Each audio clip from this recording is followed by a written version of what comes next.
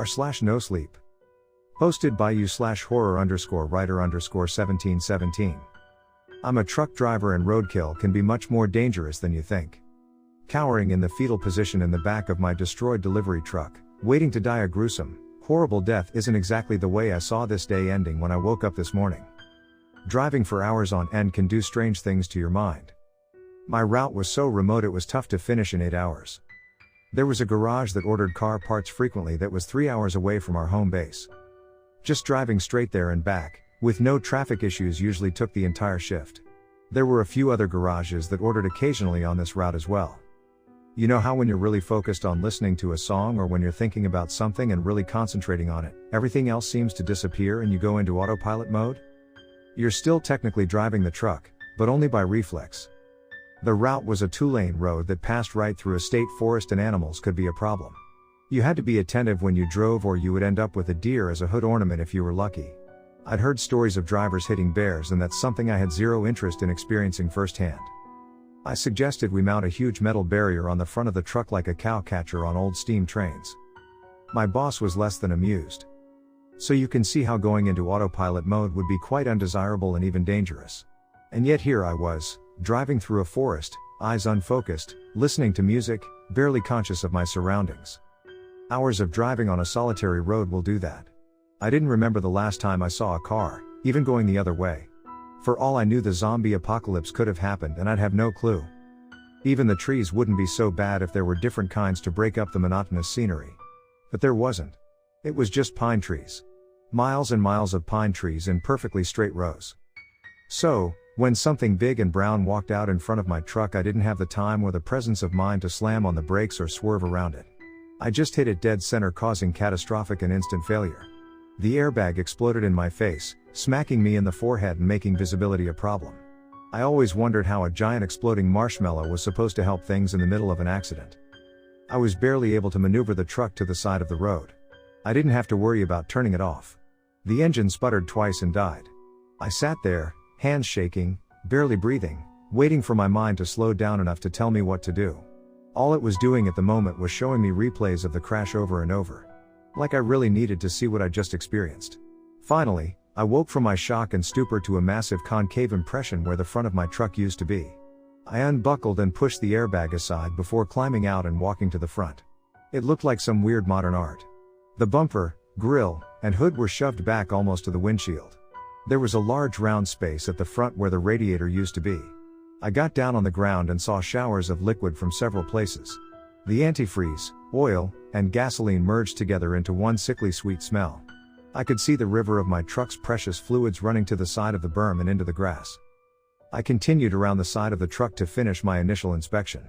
The damage was obviously catastrophic. There was no way this truck was going anywhere. I came back around to the driver's side and looked up and down the road. There was no traffic.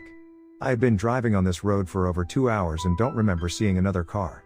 Of course, in my music/boredom induced coma, I could have missed it. But that was what got me here to begin with. Why the hell do they deliver this far anyway? I thought, knowing full well the answer was money. As I came around the side, I saw a spark from under the hood where it was buckled up enough for me to see underneath. Shit, I said. The battery. I dove into the cab and grabbed my phone, then ran as fast as I could away from the truck. When I was a good 50 yards or so, I slowed down and turned back, waiting for the truck to erupt in a huge fireball, action movie style. I was relieved and disappointed at the same time when it didn't happen. I sat on the berm and waited. 10 minutes passed and nothing. I looked at my phone and thankfully it was undamaged. Unfortunately, I had no service. That really shouldn't have surprised me since I'd driven this route before and knew there was no service from the time I'd entered the forest until the time I left it. Which would have been another hour if the truck was still barreling along at 55 miles an hour. Or at least that's how fast I tell the boss I drive. So, it was decision time. Do I stay with the truck and the shelter it provides? Or do I start walking toward my destination hoping to get picked up by a good-hearted stranger? That led to another question. How do you know a stranger is good-hearted just by looking at them? I read a story about this old grandma-looking lady who would move from small town to small town. She would become the most helpful neighbor anyone could ever want. Everyone who was interviewed after would say she was the perfect neighbor. Months after arriving and ingratiating herself, kids would start going missing. She was the picture of concern and would help with searches. She would bring casseroles to the grieving parents and always be there for them. Shortly after the kids went missing, the grandma lady did too. The police broke into her house after multiple neighbors called concerned because they hadn't seen her in a few days and were worried for her health. What they found was the remains of the missing children. She had done horrible things to them, then butchered them. There were packages upon packages of ground meat in her freezer. Each one was labeled with a name. They also found discarded meat packages in her trash and several casserole dishes stacked neatly on the counter. The police investigation showed that she was serving parents casseroles with the bodies of their own kids inside. I couldn't imagine people could do such things. What's even worse is that once the accusation was out, there were neighbors who defended her. They said there was no way she could ever do something like that. That it must have been someone else that did those horrible things and grandma took the blame. That's how easily people get drawn in. I think some sick reporter even started the catchphrase, "She Greteled them." What's wrong with people? So, with that story rattling around in my head, I was thinking hitching a ride was out. If someone pulled over, I might ask them to call a tow truck for me when they got to town. But I doubt I would hop in some stranger's car. Not unless I had a can of pepper spray. Unfortunately, that was against company policy. It's funny how the company is okay with invading our privacy with their stupid cameras but won't let us do anything to protect ourselves if we must. And then the thought struck. The camera. I ran to the truck and waved at the inside camera. Having no idea if anyone saw me or if the camera could even transmit through this cell dark zone. I found a napkin and wrote a message. Hit an animal. Truck damaged. Stranded. Send help. I wrote the road number and how many miles from town I thought I was, then I hung the napkin on the wall beside the driver's seat. I sat there for a little while, waiting for I don't know what. I had no way of knowing if that camera was working or not. For all I know, it went dark hours before I hit whatever it was I hit. That sparked a bit of curiosity in me. I never did see what it was I'd hit. All I know is it was big and brown. I got back out of the truck and went to the front. There were a few hairs stuck to the bumper and hood. I took pictures of them with my phone. Then I took pictures of the rest of the damage. As I was taking pictures of the bumper, I noticed there was a dark spot on the ground. I took a picture of it and zoomed up close. It was nowhere near the fluids that had leaked from the truck. I looked again and saw another spot near the edge of the grass heading toward the forest. Oh no, I thought. I've injured some animal and it's limping around through the forest in misery half dead. So now my options had just increased by one. Stay with the truck. Hitch a ride, if anyone ever passes. Walk to town. Follow blood and check on the animal. None of them were ideal. Each of them had its pluses and minuses. I couldn't just flip a coin either. Unless I did some round-robin type tournament for which one would win. As bored as I was, that was a definite possibility. I looked up at the sky. The sun was shining brightly overhead with only a few stray clouds drifting by. Unfortunately, surrounded by tall pine trees on either side, there wasn't much sky to see. I paced for a half hour hoping for a passerby. Failing that, I started my round-robin tournament of options. After a heated battle, Follow Blood won the championship. I wrote a note saying my truck broke down and gave the number of the company to call as well as my name and number. I stuck it to the outside of the truck window. I took a deep breath as I stared down at the blood on the side of the road. Then I stepped toward the forest and followed the trail of blood to the edge. I peered into the intimidating wall of trees. What at first looked like an impenetrable barrier now looked like a meadow. The trees were spaced evenly several feet apart and were easy to maneuver around. The ground was littered with a blanket of pine needles smothering all but the hardiest of plants from growing through it. The air was still.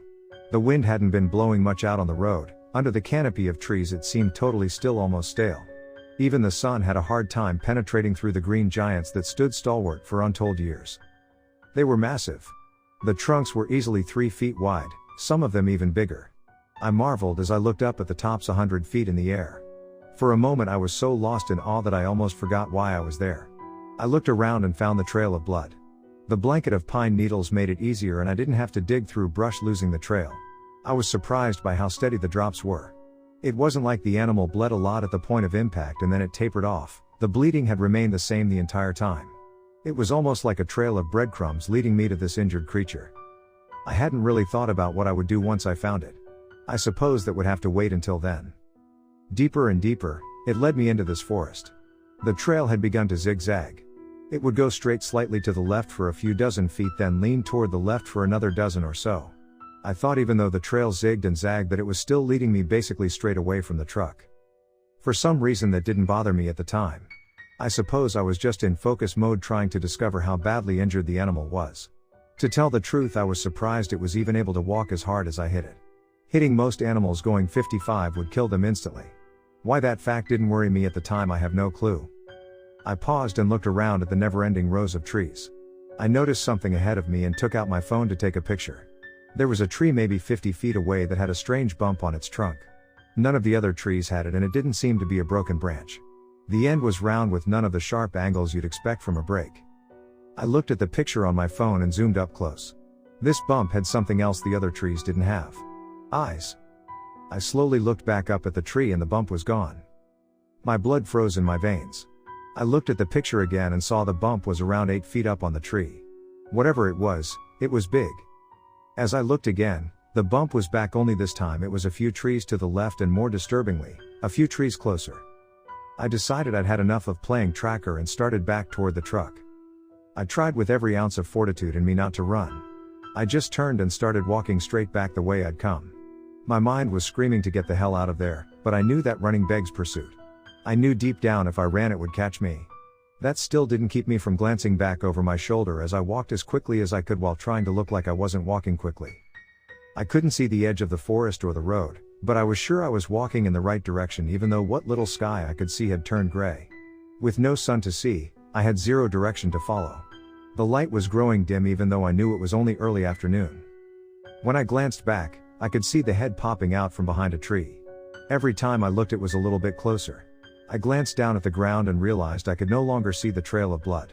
I stopped and hid behind a tree. My eyes darted left and right looking for the blood trail that would lead me back to the relative safety of the ruined truck. As I stood there, mind racing, trying to figure out what to do, I heard a soft footstep approach the other side of the tree. I smelled the scent of wet animal and heard sniffing, then a soft growl. I dug my fingernails into the tree as a yellow river ran down the inside of my jeans. I stood as still as possible as the sniffing intensified. I could feel the wind and smell the stench of death from its breath. As it stepped to the front of the tree, I heard a low rumble. I wondered when its last meal had been, knowing full well that I would be its next. My body shook from head to toe as the creature stood 2 feet in front of me and looked me up and down. All I could do was watch in horror as it picked the choicest cuts of meat it would devour first.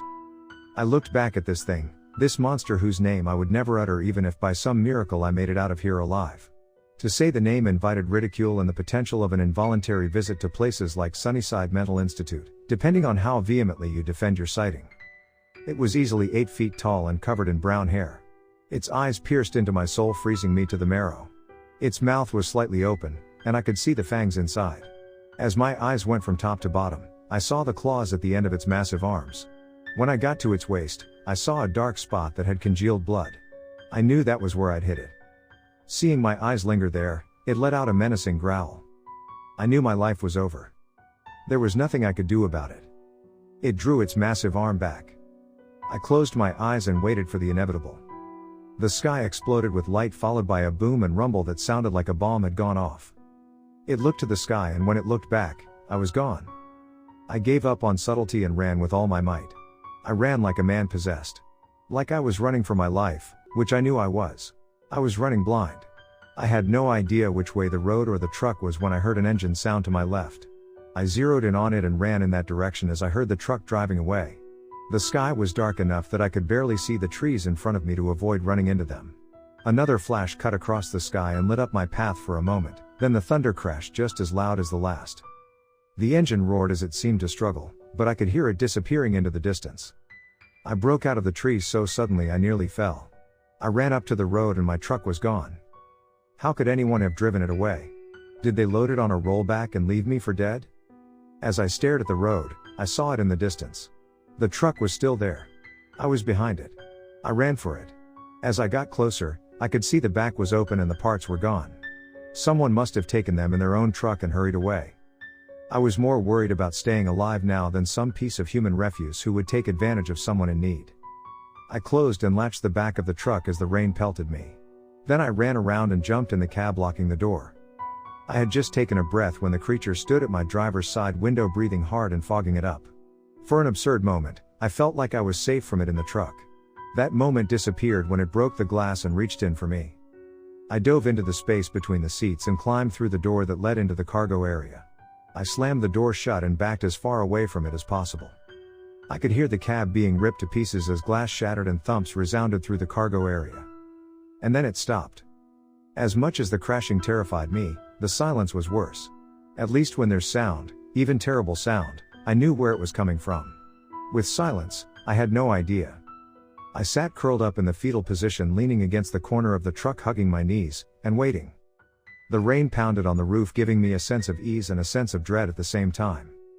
The rain was something normal in my life that had been turned upside down ever since I had stepped into the woods. But it also muffled the movements of the creature that I was sure was lurking outside, waiting for its chance to get me. My adrenaline crashed, leaving me feeling worn out. My clothes were soaking wet from rain, sweat, and other bodily emissions. All I wanted to do was lay down and sleep. I felt the impact as much as I heard it. Then it happened again and again. The creature was pounding on the side of the truck. I could barely see because of the storm. The roof of the truck was fiberglass, which allowed some light in, but with the storm, it was nearly dark outside, which meant it was nearly dark inside as well. Even still, I could see the wall of the truck bow inward with every impact. I wondered how long it would take the pounding before it collapsed. As I wondered at the cheery thought of my only shelter being destroyed by a crazed cryptid, the pounding stopped. Dreadful silence reigned once again, punctuated only by the rain. I didn't dare close my eyes no matter how tired I was. The truck started rocking side to side. It rocked so hard that the wheels came off the ground on the driver's side, then it rocked back, and the wheels came off the ground on the passenger's side. It was trying to flip the truck and was about to succeed. I was getting thrown around like a rag doll. After a few times, it finally achieved its goal. The truck rolled over onto its side. I smashed my head against the ceiling as it crashed down onto the pavement. I slowly got up and felt my aching head. My hand came away red. I was bleeding, but I didn't know how bad. I got out my phone, that thankfully only had a cracked screen, and took a selfie. I looked at the picture and saw the gash on my forehead. For a moment I panicked, then ripped a piece of my shirt and made a makeshift headband to try to staunch the bleeding. Either the smell of blood or the triumph of having flipped the truck made the creature bash the truck even more. It attacked the roll-up door, then it went after the undercarriage. I was waiting for the fateful moment when it went after the roof, which was easily the weakest part of the truck. But it never did. It got to the front of the truck and stopped. One look in that direction told me why. The door between the seats that led from the cab to the cargo area was open. It had slid off when the truck was rocking and smashed.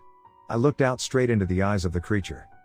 I sat still, hoping it couldn't see me in the dark cargo area. Its eyes searched for a long moment, then disappeared. I breathed a sigh of relief until I heard it climbing up the side of the truck. My mind went into overdrive. I knew it had smashed the driver's side window, but wasn't sure about the passenger's side. As I thought this, I heard the passenger's side window break. I knew it was climbing in to find me. I knew I was dead. I slid quietly over to the floor side of the cargo area all the way to the back door. I knew it was darker than the roof side. I made sure my phone was in my pocket so no light would shine, and I curled up as small as I could. I had just gotten settled when I saw its head peek in through the door. Its eyes searched the back slowly, scanning back and forth. Just when I thought it was satisfied I wasn't here, it stopped. Its eyes stared straight at me. It started climbing through the door but was struggling to fit in. It put one arm through, then the other, and squeezed in up to its hips. When it scraped the injured hip against the side, it roared in pain. I'd never heard anything that loud or terrifying. It was pushing through the pain to get to me when I saw flashing lights. I thought I was hallucinating when I noticed it had seen them too. It disappeared through the opening. I stayed where I was, in shock, hoping it wasn't pulling another trick or going around to the back to rip open the rolling door. The flashing lights continued and I felt the truck move as it climbed back up and into the cab again. Suddenly there was a light shining in my face. "Are you all right?" I heard a voice say. I held up my hand to block the light and try to see who was talking. He turned the light on himself and I saw it was a state trooper. I tried to hold it back, but the tears flowed. I wasn't going to die, at least not today. He climbed back out and went around to open the roll-up door. Then he helped me out and checked my injuries. The rain had stopped, so we stood outside as he asked me questions about what had happened. I didn't mind. I didn't even mind taking a breathalyzer test. But my eyes kept darting back to the trees.